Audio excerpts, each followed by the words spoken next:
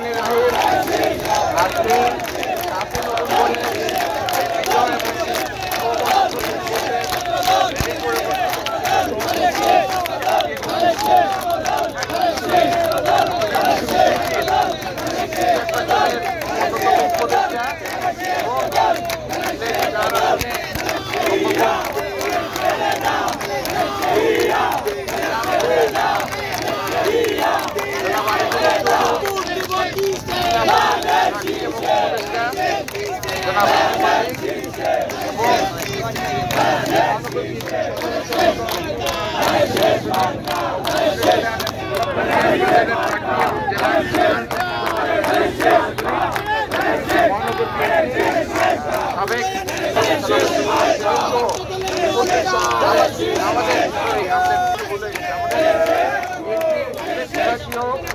সাংগঠনিক সম্পাদক আমাদের সংগ্রামী নেতা জনাব মির্জা সিদ্দিকী সহ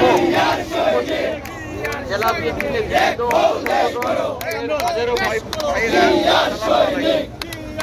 আমি আগেই 7 নভেম্বর যে পথ দেখিয়ে দিয়েছিলেন এবং পরবর্তী 4 বছরে বাংলাদেশের মানুষের মধ্যে যতগুলি কাজ উনি করে দেখিয়েছেন, বাংলাদেশের মানুষকে জাতীয়তাবোধে উদ্বুদ্ধ করে যেভাবে জাতিগণে সারা দেশের মানুষকে নিয়ে ঝাঁপিয়ে পড়েছেন, এর ফলশ্রুতিতে যে বাংলাদেশটি বিশ্বের প্রায় সব দেশের কাছে একটি বাতিল দেশ পরিগণিত হয়েছিল, সেই দেশটিকে তিনি মর্যাদার আসনে প্রতিষ্ঠিত করেছিলেন মাত্র 4 বছরে। 7 নভেম্বর ছিল সেই দিন, সেই রকম 3-4টি দিনের একটি, যেই দিন এবং যেই দিনের কাজের কারণে বাংলাদেশ টিকে গিয়েছিল বিশ্বের মানচিত্রে। 7 নভেম্বর যদি সিপাহী জনতার সম্মিলিত প্রয়াসের ফলে জিয়াউর রহমান মুক্ত না হতেন এবং পরবর্তী সময়ে বাংলাদেশের নেতৃত্ব না দিতেন, তাহলে এই বাংলাদেশকে আর খুঁজে পাওয়া যেত কিনা সেটি একটি তর্কের বিষয়।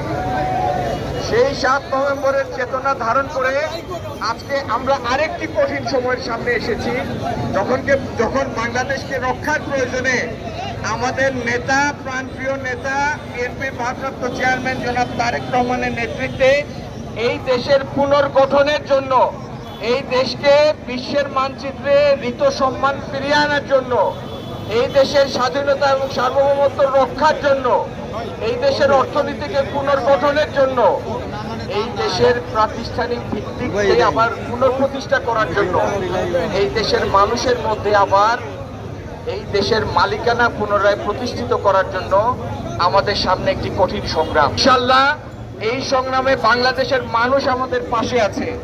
আমরা জনাব তারেক রহমানের নেতৃত্বে আমাদের কাঞ্চন করব। এই বিজয়ের নাম হচ্ছে বাংলাদেশকে একটি সফল নেতৃত্ব উপহার দেয়া। এই অংশ হিসাবে সিলেটের 6টি আসনে এবং সিলেট বিভাগের 19টি বিএনপি মনোনীত প্রার্থীদের জন্য সিলেটবাসীর কাছে আমার স্বনির্বন্ধ অনুরোধ, আপনারা যে যেখানে আছেন আমাদের প্রার্থীতাকে সমর্থন করুন, ধানের শীষকে সমর্থন করুন এবং বাংলাদেশকে পুনরায় বেঁচে থাকার সংগ্রামে নেতৃত্ব দিতে জনাব তারেক রহমানকে সুযোগ দিন, বেগম খালেদা জিয়াকে সুযোগ দিন। ধন্যবাদ সবাইকে। আসসালামু আলাইকুম। বাংলাদেশ জিন্দাবাদ, বাংলাদেশ জাতীয়তাবাদী দল জিন্দাবাদ, বেগম খালেদা জিয়া জিন্দাবাদ, জনাব তারেক রহমান।